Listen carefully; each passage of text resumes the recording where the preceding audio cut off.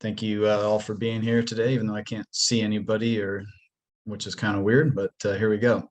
Thank you, Amos, for the introduction. I've been a PFI member, I'll just say since I think 2016 I joined as a beginning farmer, and I've sure learned a lot from these Farminars and field days myself. It's my first time kind of presenting to you guys. So as a beginning farmer, try to share some of what I've learned throughout the last few years, but I'm definitely no expert. So please keep that in mind. Like I said, my name is Heath Hoppes, and our farm is located actually just outside of Council Bluffs, just north of Council Bluffs, Iowa. So, farm mission and purpose. This is kind of why we do what we do, I suppose, producing and market high quality nutrient and dense food using a self-sufficient and regenerative farming practices. We also aim to help build and promote a decentralized and resilient local economy that supports our individual liberty. We got interested in farming, I guess, primarily because we were concerned and wanted to know where our food came from. So that was kind of the impetus that drove us to start doing this. My wife and I are the owners and operators. And as we learned more and researched more, we kind of realized that our industrial food system was something that we just didn't want to participate in. And we wanted to offer people an alternative to that. And so kind of as we proceeded along this journey,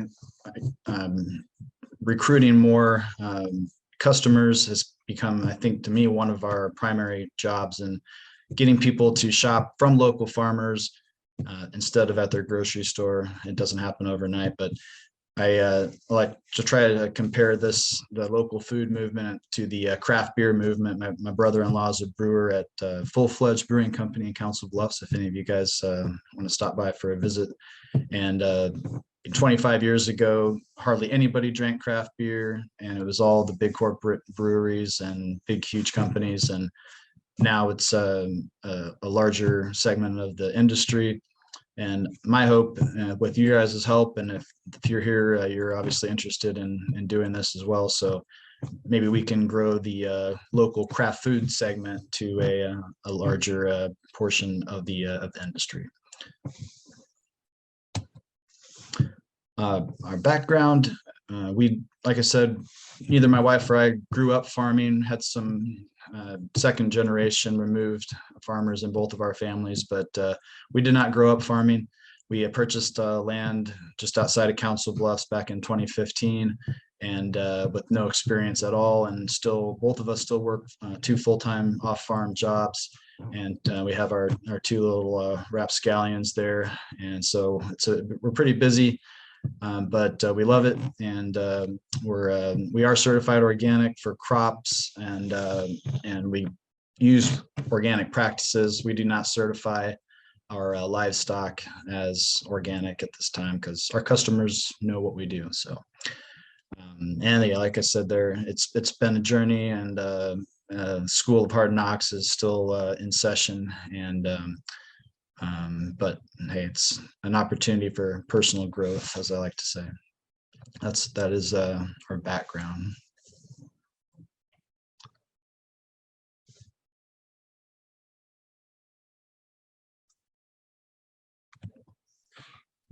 Okay, so what do we do at Hidden Hollow?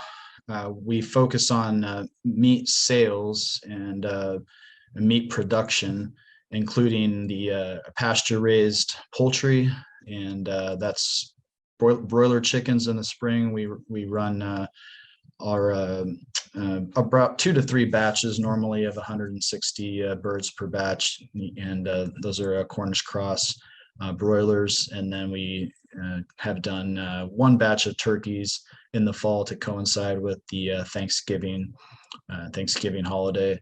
And those are all run using the same infrastructure, the mobile chicken tractors that you kind of see there in the picture.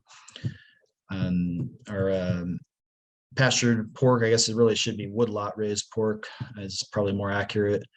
And we don't farrow. We buy feeder pigs locally, and get those at around 40 pounds or so, usually in late March, early April. Raise them throughout the summer in a woodlot using temporary fencing, which we'll see, and then butchered and marketed. We do sell some holes in half, but mostly we sell individual cuts. Our grass-fed cattle operation, this will be our 4th year with the cattle and our 3rd calving season. And we have Aberdeen is the breed of cattle that we have. They used to be known as low-line Angus, so they're basically about a 2/3 size Angus. And we selected them because their efficiency on grass, what the research said, and their personalities were very docile and calving ease. So with the full-time jobs, we're often not around to pull calves and do all that kind of nonsense. So we really needed something that was a pretty low maintenance animal, and so they have been true to that advertisement. So we've been really happy with the Aberdeen breed for our cattle. And as I mentioned, also we do have some certified crop ground. We try to raise our own food or our own feed ingredients as we can, and we have raised corn, soybeans using some roller crimper methods, and also small grains including oats, barley, and hay. But we do sell some crops on the commercial market if we have extra, but as I said, the meat operation is kind of our primary enterprise. Sales channels, we are just outside of the Council Bluffs, Omaha market, so we try to take advantage of that by marketing everything directly to our customers and getting to know our customers. And we use the Council Bluffs Farmers Market. Kind of started doing that. I'll be doing that for at least 1 more year. But also we use the barn to door software program to maintain an online store, and to have a subscription service available through there, as well as we offer pickup locations either on farm or at a full-fledged brewing company in Council Bluffs. I have tried to do a little bit of wholesale, but I found that with the discount that resellers want to take from you, that's really just not profitable for us anyway. And we're not at the scale that it makes sense to try to do any kind of wholesale sales through restaurants or resellers. That's what we do.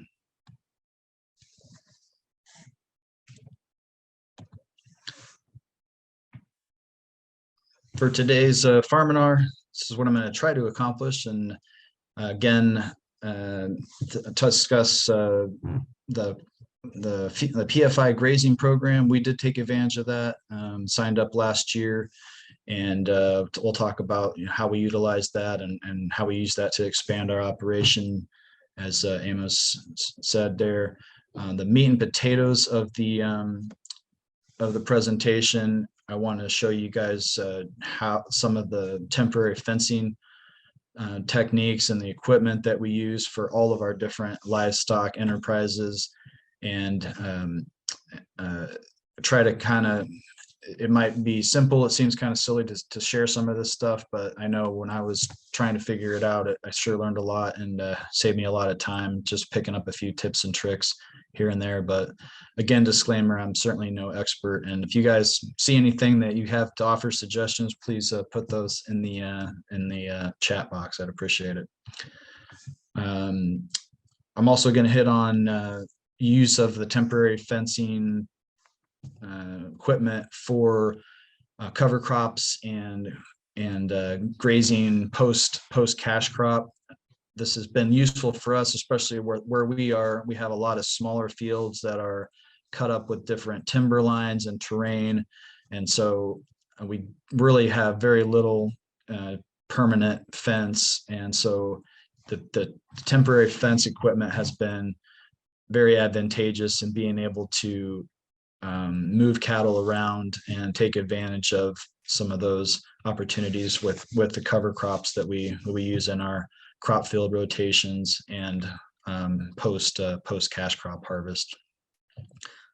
And finally, we'll have some time after I wrap up to just discuss ideas. And if you guys, like I said, please submit any suggestions or things that you've learned, and try to answer questions to the best of my ability.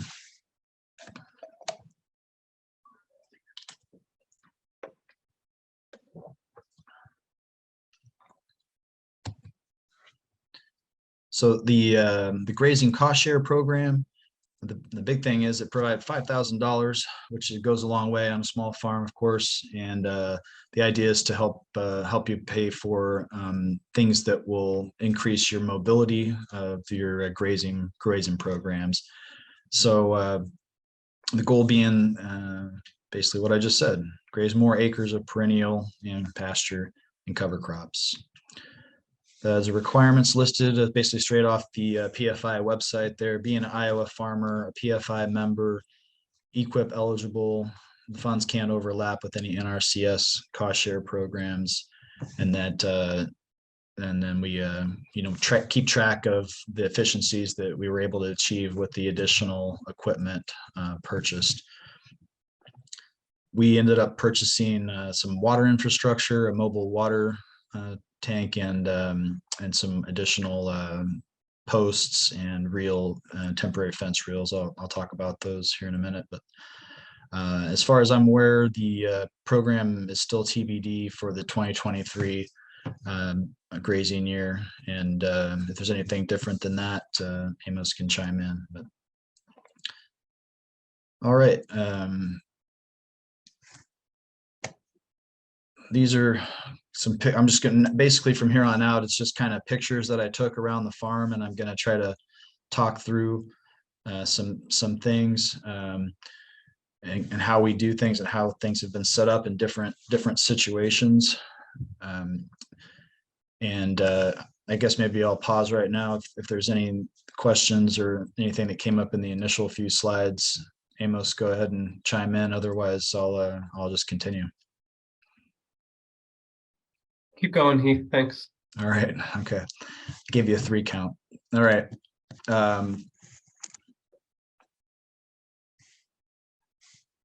So the first thing to mention, our farm, and we did purchase it. It had been basically neglected for seemed like several years. So when we took ownership of the property, the permanent fence was in shambles. Basically, all the fence lines were overgrown. There was still some structure, barbed wire fence with a woven wire sheep fence below most of it. A lot of it was missing.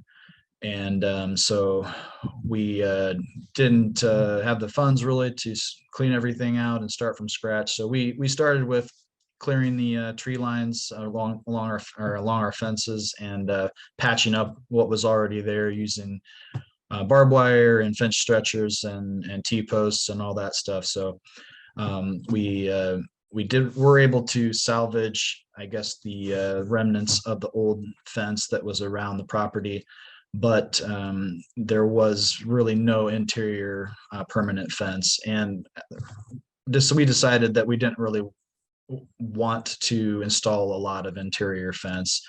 So the route we chose was the temporary fence setups to allow us the flexibility to make changes as we learned what we were doing. So the picture on the left here is kind of the main tools that we've found. I have tried other stuff. I have used the metal T-posts, the smaller metal posts with plastic insulators, and that was not very successful. We have a lot of deer pressure where we are, and they would a lot of times just knock those insulators off and ground out the aluminum wire or whatever other wire we tried. So had minimal luck, mostly frustration using the metal T-post and plastic insulator method. So this is what we came up with, what we currently use, including on the left there is a timeless fence post. You can't see it in the picture, but it's basically shaped just like a metal T-post, but it's made out of recycled vinyl windows. And it's pre-drilled about every 2 inches, so you can run wire through there if you want to. And you can install them just like a T-post with a regular T-post pounder. And then I've been able to pull the post by hand when I need to move them. So we use these in as basically corner posts in a like a temporary paddock setup.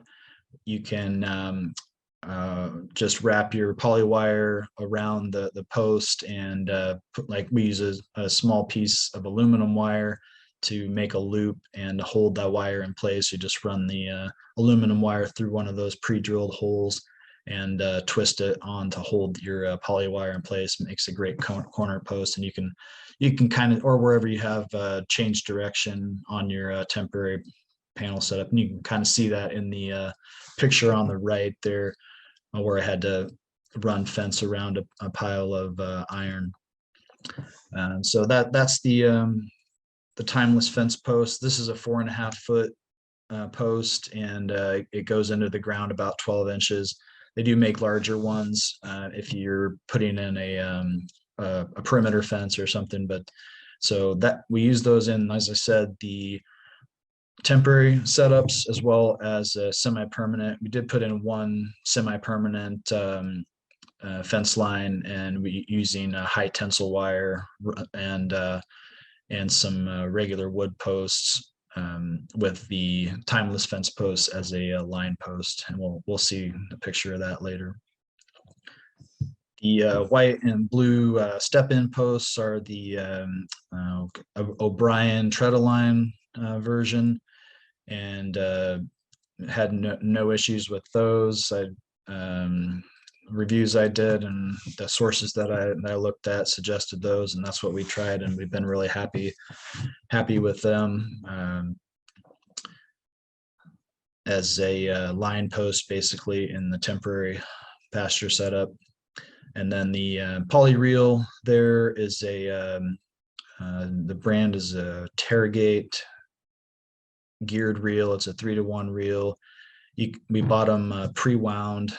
I don't remember where. I think there's several sources that you can get them, but it's a mixed metal braided line and very durable.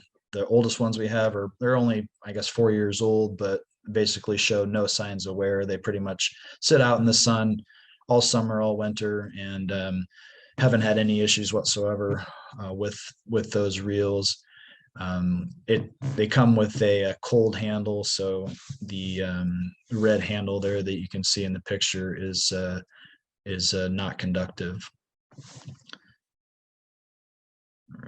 So those are, we'll see some different setups and uses of those as I go through the pictures here. But on the right, this is just showing this is our west property line, and there is no fence there. There's no perimeter fence. It just leads into some woods.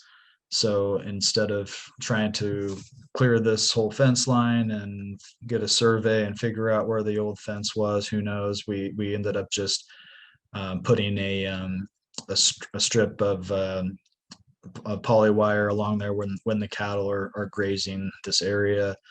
And I'm also going to go through the energizers that we use as they pop up in the pictures. This is just a small one. I believe it came from Premier Fences, and it's a AC powered energizer. And the insulated wire just hooks right onto the poly wire there. And I've got this is close to the machine shed, so I just ran an extension cord over to this one. And typically there's a bucket over that whole arrangement, but yeah, this is our perimeter fence on the west side of the farm at the moment. All right, I'll move along. And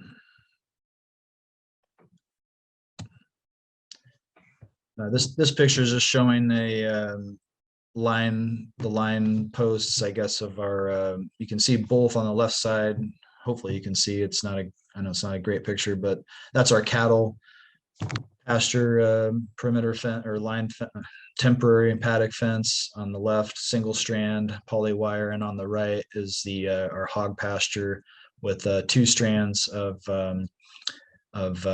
poly wire that goes around the woods on the right.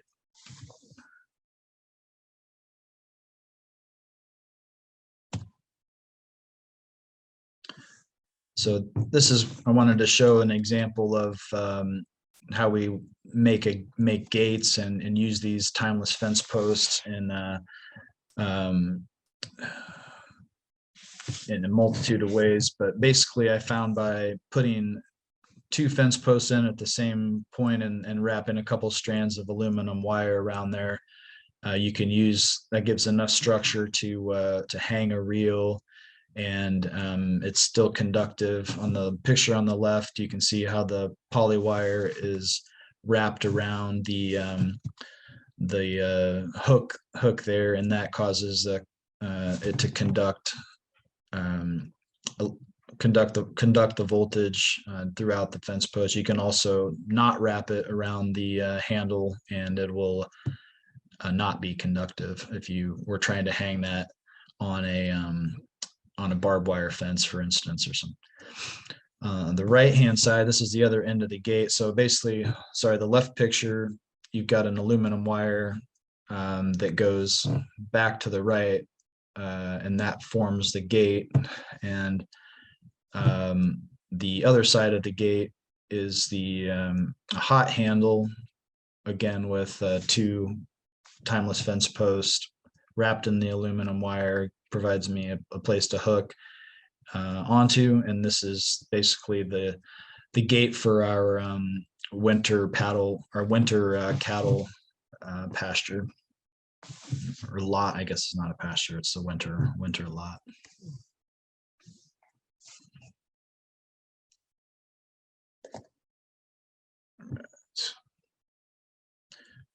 I guess I'll pause and give you a 3 count, Amos, if there's any questions so far.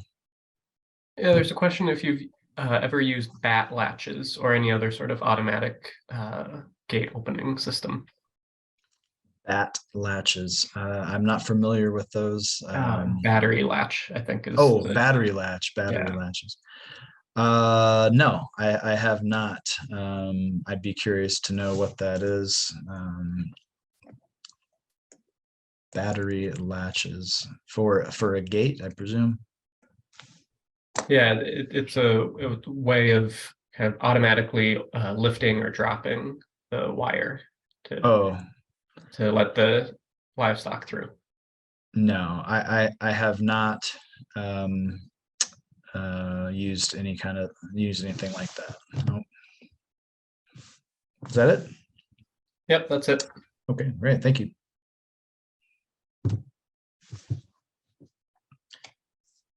Okay, this is, I guess, some pictures from how we construct a combination of semi-permanent and temporary.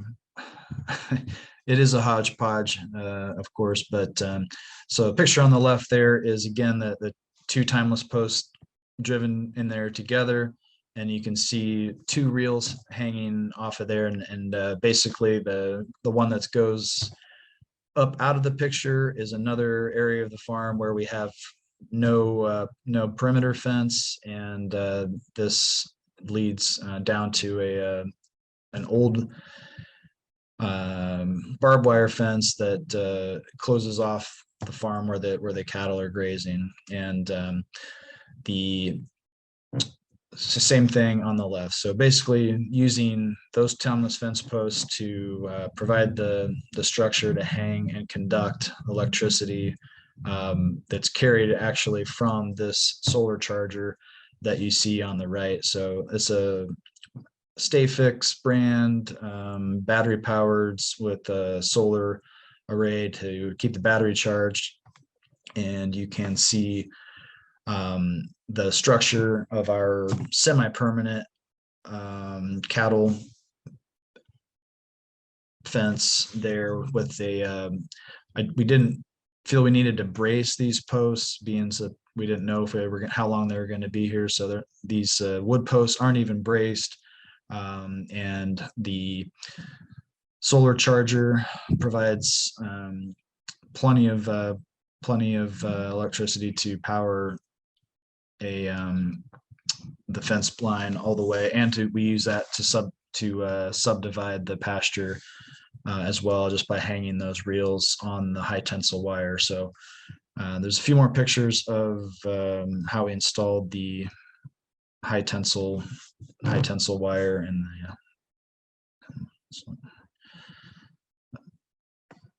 yeah, you can also see the insulated wire there that we use to tie everything together.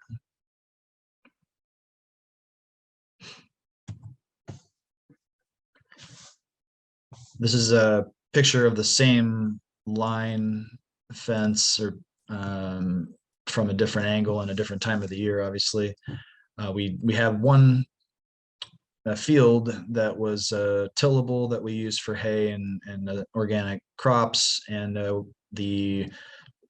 this on the picture on the left where the hogs are, that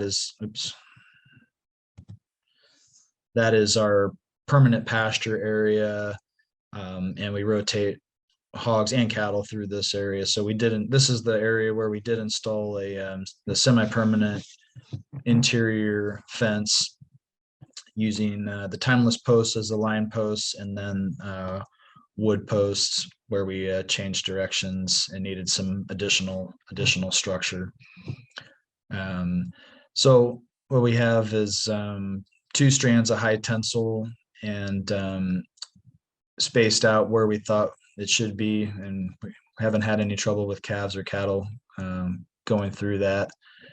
And when we did use it for the hogs, it was kind of nice. We were able to just get a 3rd strand of aluminum wire, I think it was, and we ran it lower along where the hogs were to have a 3rd wire down lower to the ground. You can see in the right picture, hopefully, the bullet type insulators that we use to tie on to the post, and those worked really well. Haven't had any issues. They seem to be very durable, and again, yeah, nothing. This fence line's been in for 4 years now, and I've had really no issues with it. So I will say,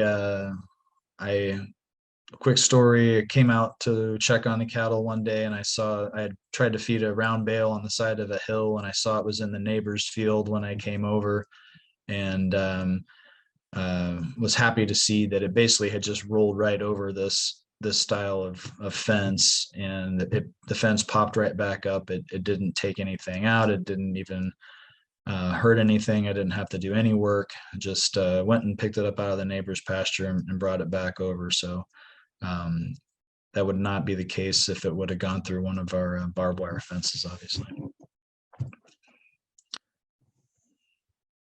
Question from the chat for you, Sure. Heath. Did you use aluminum wire or galvanized steel wire, and why did you make that choice? For this semi-permanent is all high tensile steel. I think, if I want to say 180 psi or 160, whatever it comes in at the farm store, and the aluminum wire is it's just not as durable. It has its place. We use aluminum wire for splicing things and making all the pictures that you saw with the 2 T-posts together and the wire wrapped around there. That's all just aluminum wire that we had left over from the bad old days of plastic insulators and metal T-posts. But the high tensile wire doesn't break, and I think the bale rolling over it and not breaking it is the example of that. And it's definitely not as flexible. It's a lot harder to bend. But so if you're looking for just something that's flexible and a quick patch, patch job, the aluminum wire is great, but if in an application with the semi-permanent fence, I think the high tensile is the way to go. But you do have to have a spinning jenny, and it's a little bit more labor intensive, obviously, to install. But so hopefully that answers that question. That was great. Thank you. All right, thanks. Thanks for the question. All right. Okay, so I wanted to show, these were just a couple of gates. The one on the left is actually installed on a property line. It's not, there's no roads there, so it's just my neighbor and I worked to clear out this old property line. There was no fence along our mutual property line, so we cleared out the brush and the trees and installed that same style of 2-wire high tensile fence, and installed this gate in the middle of it. Again, no braces, and to run power from one side of the gate to the other, we just buried a piece of insulated wire that you can see on that left-hand post coming up out of the ground, and that carries the electricity to the next to the fence line that makes our mutual property line. The picture on the left is another gate setup that we installed, and that's actually to the right side of the picture is that interior 2-wire fence that we looked at, and then to the left is where I had those 2 reels hanging, and to fence off this pasture, one reel goes this way and the other one goes down the hill, and as I said, it's kind of a hodgepodge. We didn't want to invest a lot of time and labor into putting in permanent or semi-permanent fence structure where we didn't know where we were gonna need it, and once it's in there, it's difficult to get around. So this setup is it's worked for us, and again, the best thing about it to me is just the flexibility to put it away for the winter when the cattle aren't there, and we just drive around the gate. So all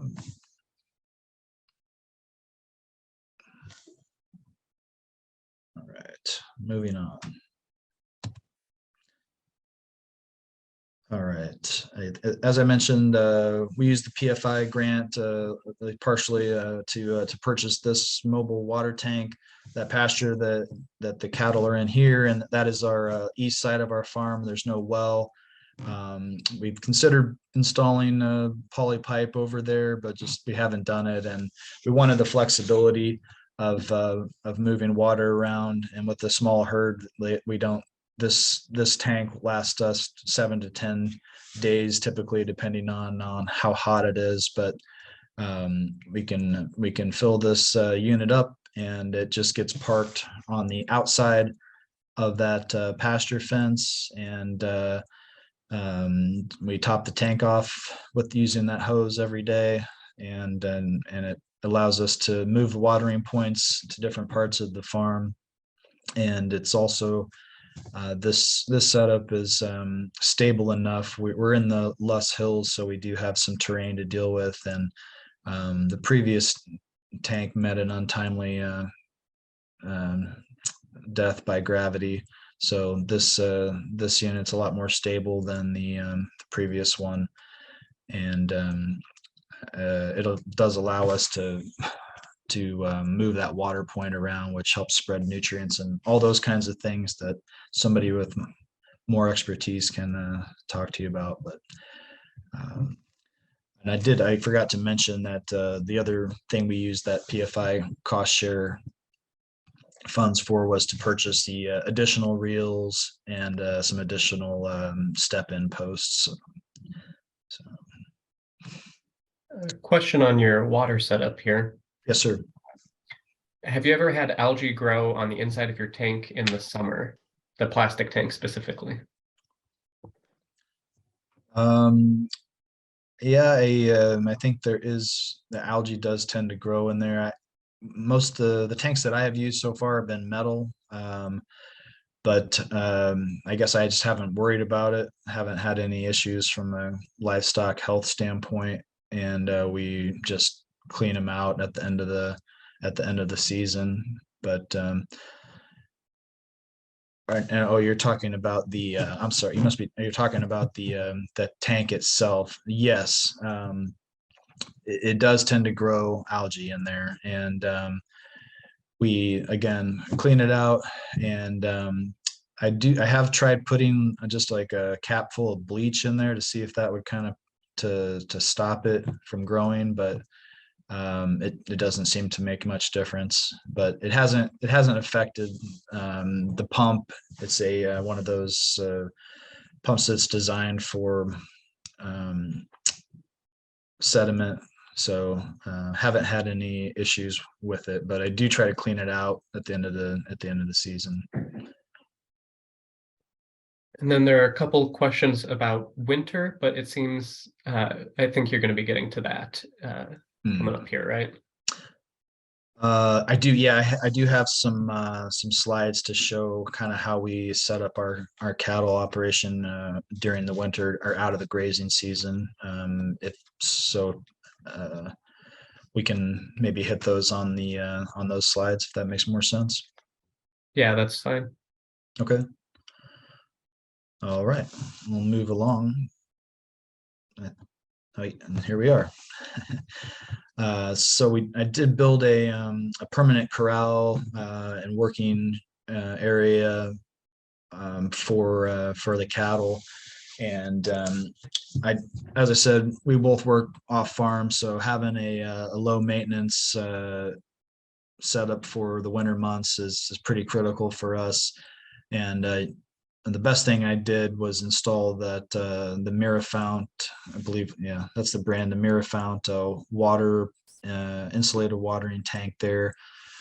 So on both sides of the fence. So we use this as a weaning pen as well. And the shed in the background has a head gate and then a smaller pen, so we can kind of work cattle through that smaller pen into the shed where the head gate is, and then back out here. So we in the fall we'll sort the calves off, leave the calves in the permanent corral there for a few months during the weaning period, and then to the right where the trees and pasture is, we use temporary setup with those timeless posts and the step-in post to I think it's maybe 3 to 4 acres and up through the trees, so the cattle have some shelter. And then we sort the cows off into that outside the permanent corral, I should say. And that water tank is available on both sides of the fence. So I guess they call that fence line weaning. See on the picture on the right, this is the charger that we use for the winter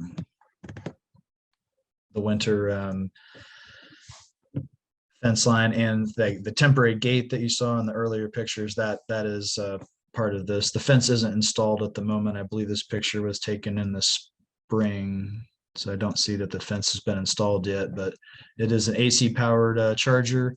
And with that and the Mirafount water system, our winter cattle operation is pretty hands off. It's just a matter of feeding hay, and everything else, knock on wood, pretty much takes care of itself.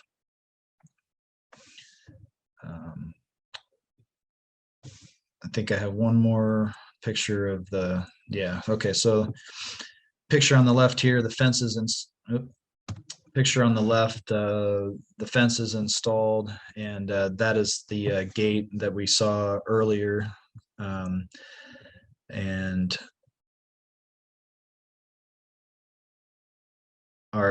we feed out of bale rings, and it's a pretty simple operation.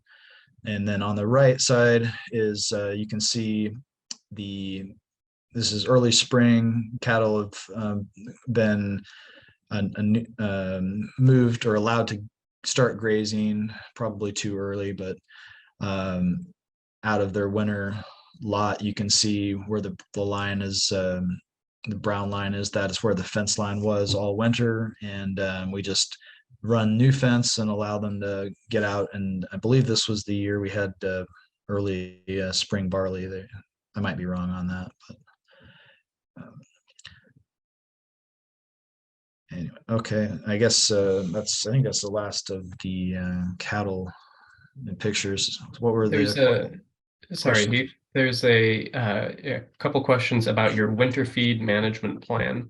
You mentioned grazing or the bales and the rings. What's your method for harvesting forages and your storage to protect nutrient values? So we harvesting, I don't have a mower conditioner, so we just have a disc mower and a rake and a round baler. I do put up some small square bales, but mostly just big round bales. And from our fields, and a few neighbors allow us to use some of their smaller fields. And I have historically had to buy a little bit of hay, but yeah, so we do traditional haymaking using the big round bales. And then I do have a machine shed that I store, I'd say maybe 2/3 of our hay requirements. So that helps with nutrient or saving the condition of the bales. And then some of them I have to store outside as well. So we kind of use a combination of alfalfa hay, which I try to store inside. And then from our small grain crops, we usually have straw that's been underseeded with clover or alfalfa, but it's mostly straw bales. So I try to feed I guess maybe a 2-to-1 ratio of alfalfa hay to the straw bales, and it also becomes our bedding pack and fertilizer in the spring.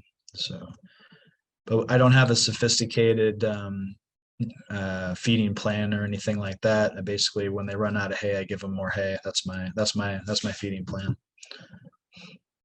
There's another question that came in. Any desire to bale graze, and any restrictions besides time holding you back if you desired to bale? Yeah, I have thought about that, and I bale grazing, as in, and ideally, I usually wanted a bale on roller that I've seen some different models of that. So that is something that I would like to investigate. But yeah, as the question mentioned, basically right now it's a time constraint and a risk constraint. I know that if I'm where the cattle are now, they're safe. They're not going to disappear off the farm when I'm out of town for work. So that's what works for me right now. But I think in an ideal world, where we would eventually like to get to is having the cattle out on, say, those post harvest cornfields or bean fields, and using a bale on roller to feed on that kind of situation. So that would, I think, probably be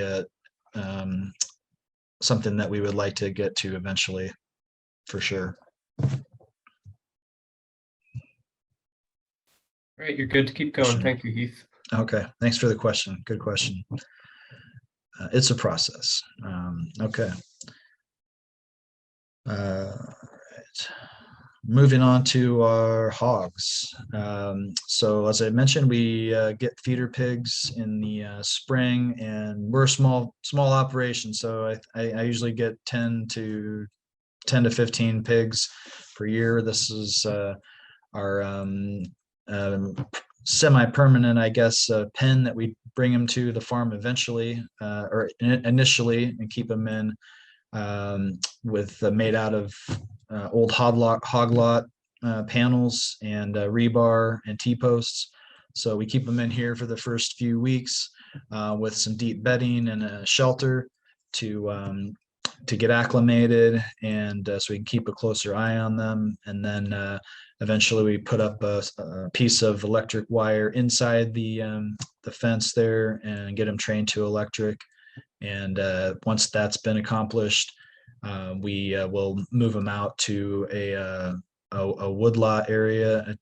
Different places on our farm lend themselves to like generally a 3 to 5 acre paddock. And I tried rotating them the first year through different and subdividing it, but it was honestly just too much labor, and trying to move this equipment around was just not worth my time.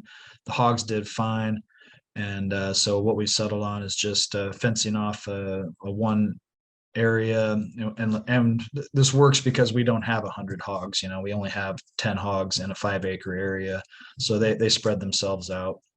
But the picture on the right is the hog equipment that we use, and again, that's that same fence line that we saw earlier with a platform water. And that water tank is that does have algae problems. I'll mention that's a good question on that. It does algae form in there, and I use a garden hose and gravity feed for that water, and I've had no issues with it plugging up. I do take it off every couple weeks and just let it run to make sure there's nothing clogged.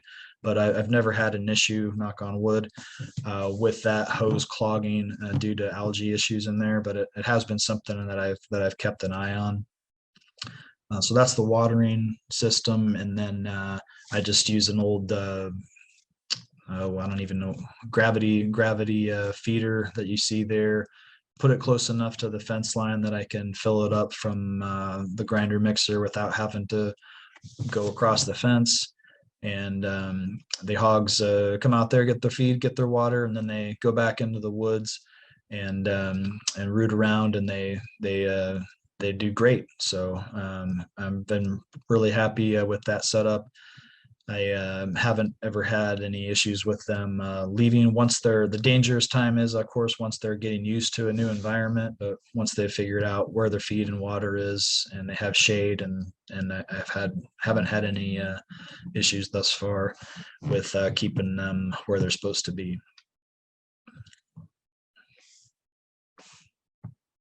All right, and just some more pictures of the hog fence lines there. The one on the left, you can see the O'Brien step-in posts with the 2-strand wire. And I think I set the lower wire about calf height to me, which is probably 12 inches, 10 to 12 inches. And then the top one is around knee height.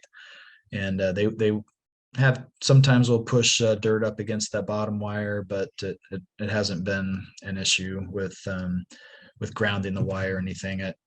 So again, once they're established, they stay within the wire pretty well, and it seems like they enjoy that environment. So picture on the right, it's just we have a farm party every year, and there's one of our missions is to share in our farm. So we get some people out there and share what we do. So,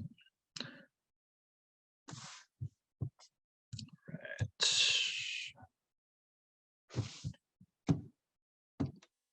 Mobile poultry setup here.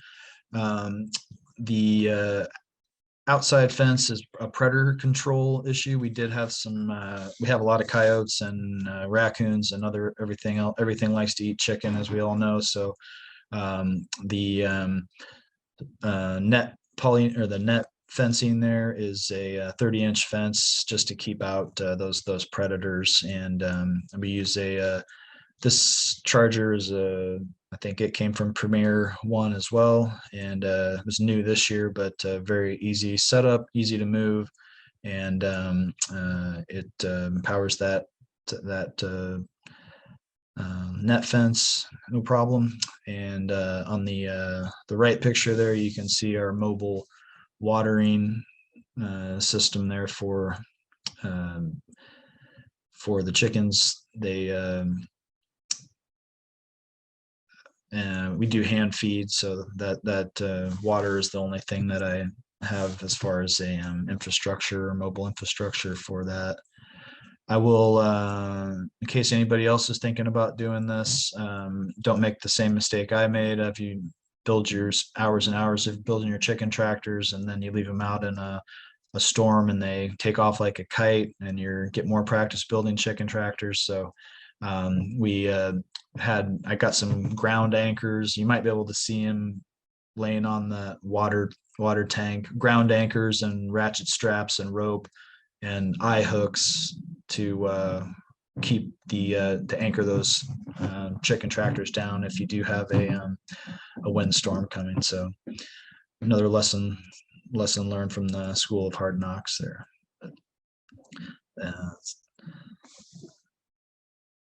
Moving on.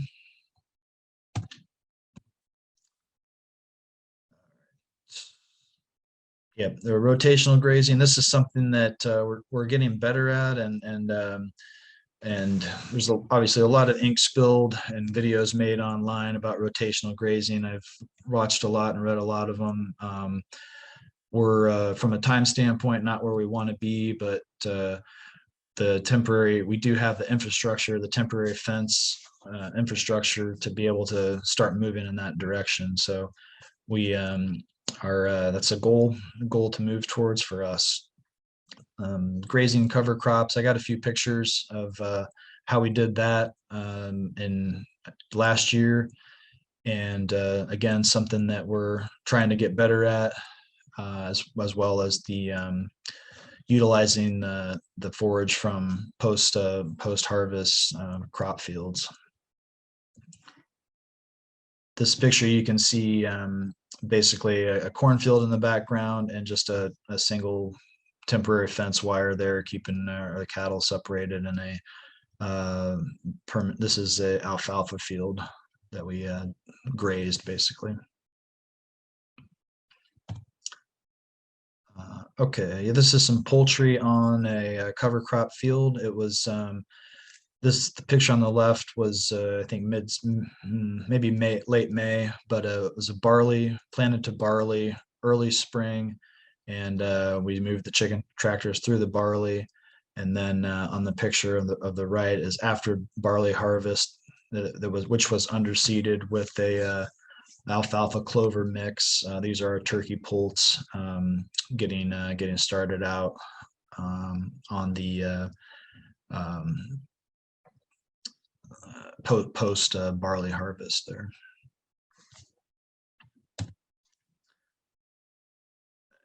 And same thing here with the cattle. So in the picture on the right is early spring, and grazing that barley field.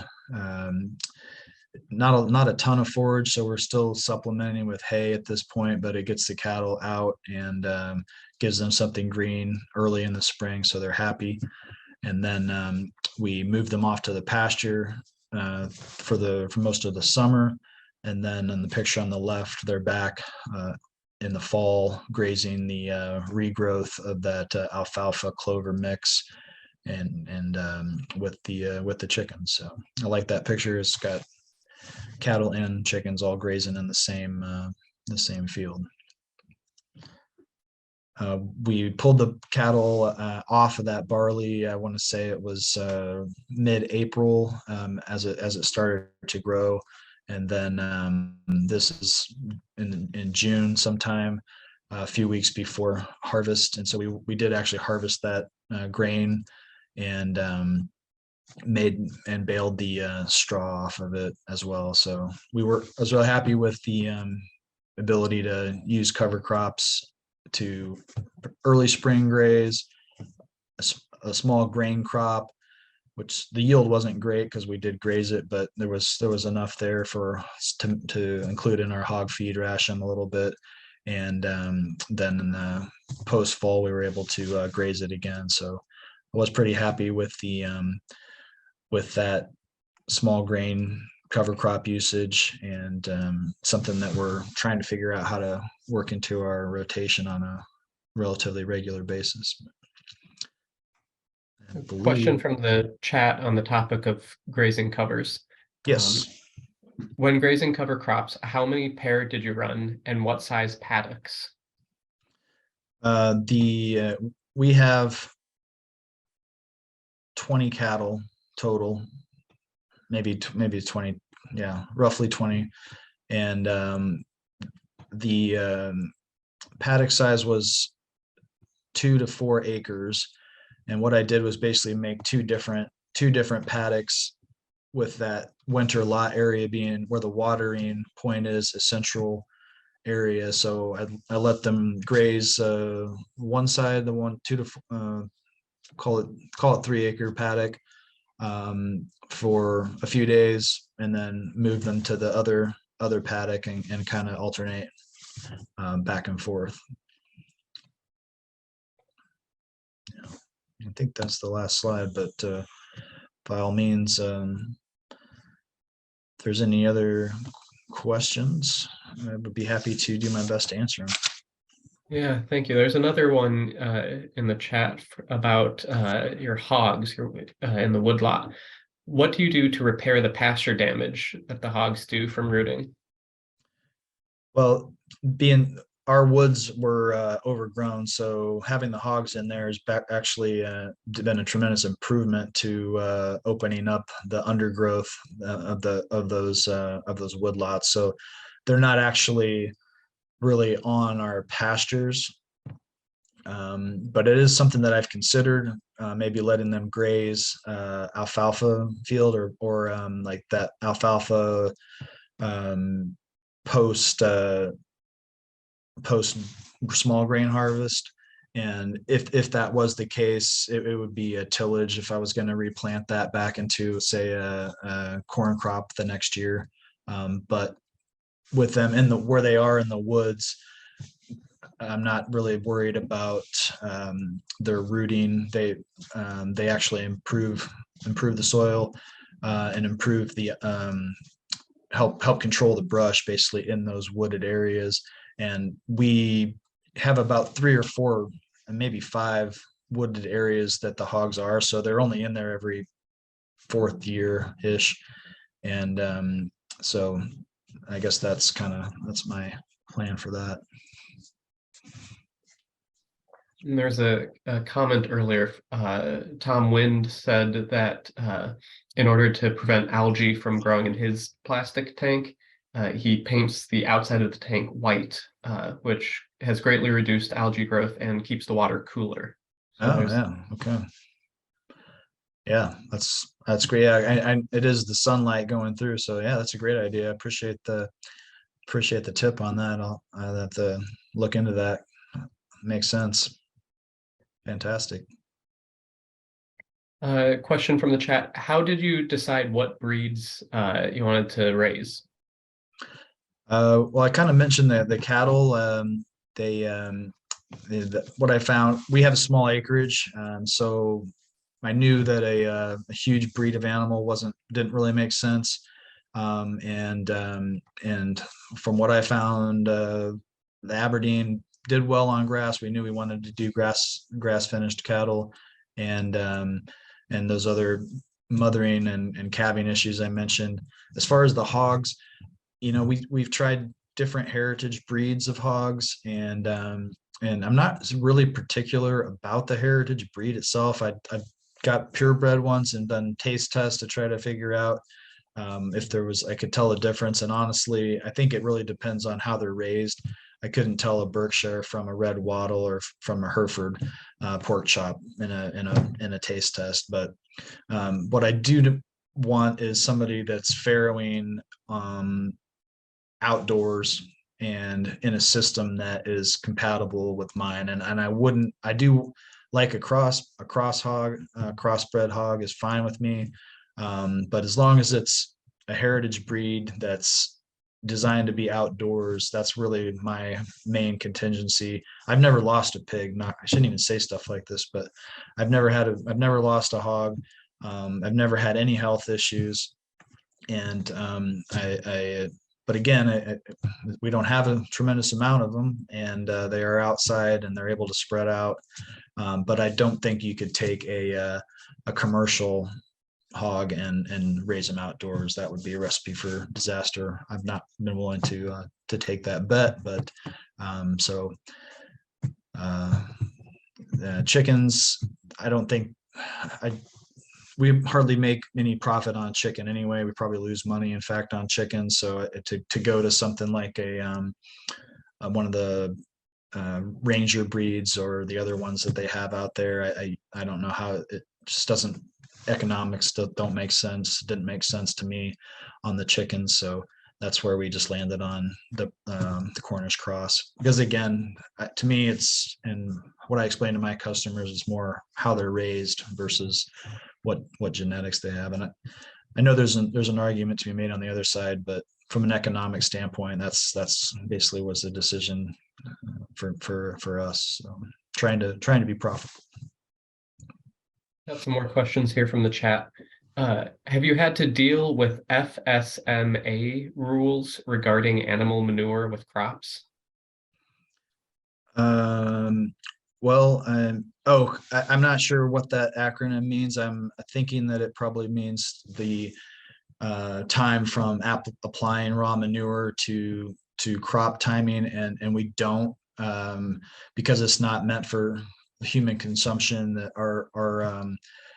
we don't garden or sell fruits and vegetables. I might be mistaken. I'm just not familiar with that acronym, but I know there are rules from timing of application of manure to selling of food that's for human consumption.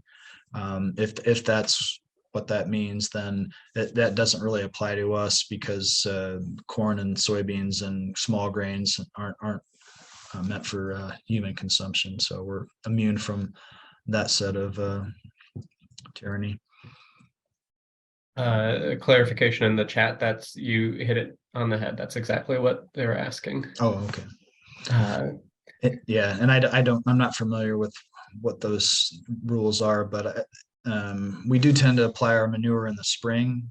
So even, and we would, I think, meet those timelines if we're applying manure like late spring anyway. But any issues with mud when late winter grazing either stocks or covers or pasture, especially when going back into crops? Mud, I have not had any issues really with a smaller animal. I think if you're talking about pugging, I mean, obviously in March, now we're in mud month in March, and the winter lot can be a mess.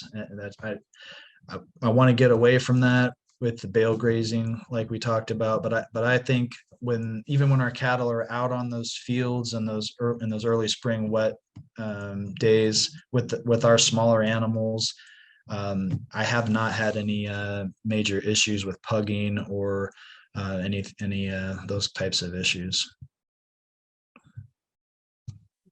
Another question from the chat here. Please describe your experience with the grazing cost share.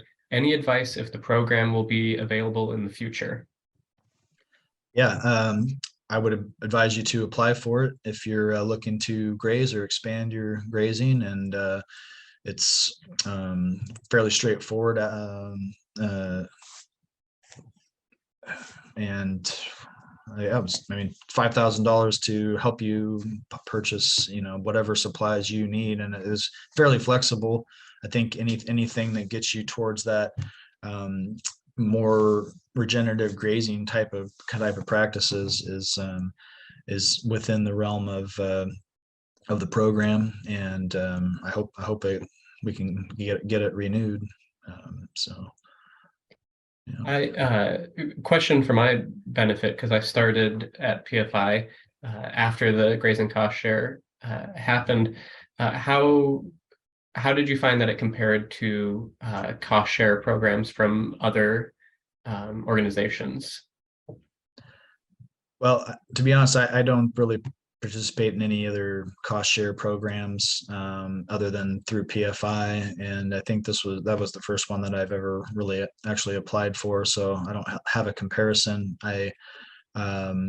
It was very straightforward. I mean, I have I mean, done a little bit of research on NRCS stuff, and that I kind of turned and walked away from all that because it was so intimidating, and or not intimidating, but just very paperwork intensive. And PFI's programs are much easier to deal with, much easier to apply. They've done all the legwork and applying for the grants and all that stuff. So I would say dealing with the PFI cost share programs much easier than going through Uncle Sugar.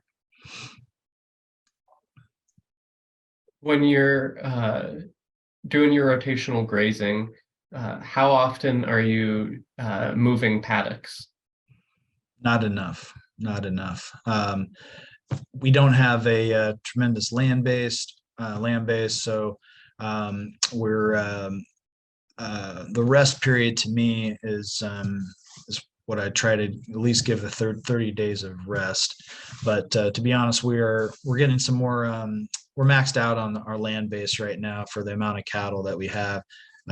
We are getting some more pasture ground from our neighbor this year, so we're actually going to be trying to. I'm going to be trying to move to a better rotation, but I've watched all the videos that I'm sure a lot of you probably have too, and we're just never gonna be able to move them every day or twice a day like some of those guys say. It's just not, from our family and work standpoint, not going to happen. But I'm shooting for like a moving every 10 days, and but to me the rest period is the most critical thing. So I think you do what you can, and you can learn those principles online, and then you just do the best you can with what time and your labor allows.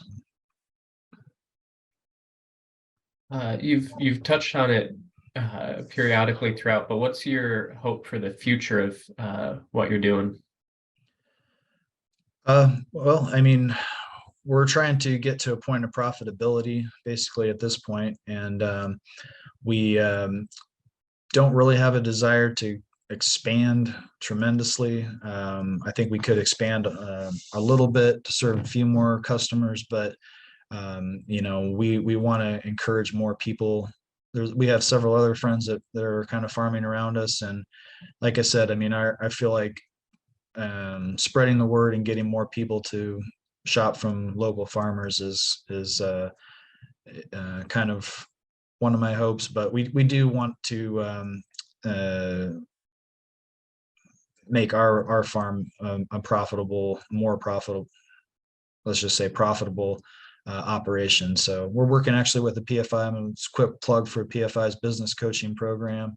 We signed up for that, and we're kind of getting some help with a coach from analyzing our margins and enterprise budgets and things of that nature. So anyway, it's a journey, but it doesn't happen overnight. It's been a lot of work, and we want to move to being profitable. That's our primary goal, I guess, from the business standpoint. I don't know if that answers their question or not. Yeah, it was great. I'll give it a couple more minutes. If anyone else has questions in the chat, feel free to toss them in. Oh, here, a new one just came in. Do you process poultry on farm or take it to a facility? If you take it to a facility, do you mind sharing where you go? Yeah, where we are in Council Bluffs, Duncan's Poultry is in Missouri Valley, and they're fantastic. So we really, and there's another small business that supports local farmers, and so yeah, we basically purchase our poultry. We grind our own feed, but we purchase chicks and poults through Duncan's Poultry, and they do all the processing for us as well. So. Are there any other types of animals you've considered adding to your operation? Yeah, well, I have considered a lot of different animals. We got some ducks and geese last year, kind of just for fun. But it's from the only one that I would kind of look at potentially as a enterprise or it would be sheep. And I guess I've hesitated to do it so far. I think from a small acreage standpoint, it probably makes a lot of sense. But we just being gone quite a bit with other jobs, not having the ability to be close and manage the safety and the livestock guardian dog that would be necessary with the predator pressure that we have. Haven't done it, haven't pulled the trigger, as well as I just don't think, unfortunately, there's a huge demand for lamb in this part of the country, and we want to continue to direct market everything we produce. So that's why I haven't pulled the trigger on the sheep. But if anything was to be added to our operation, it would probably be sheep.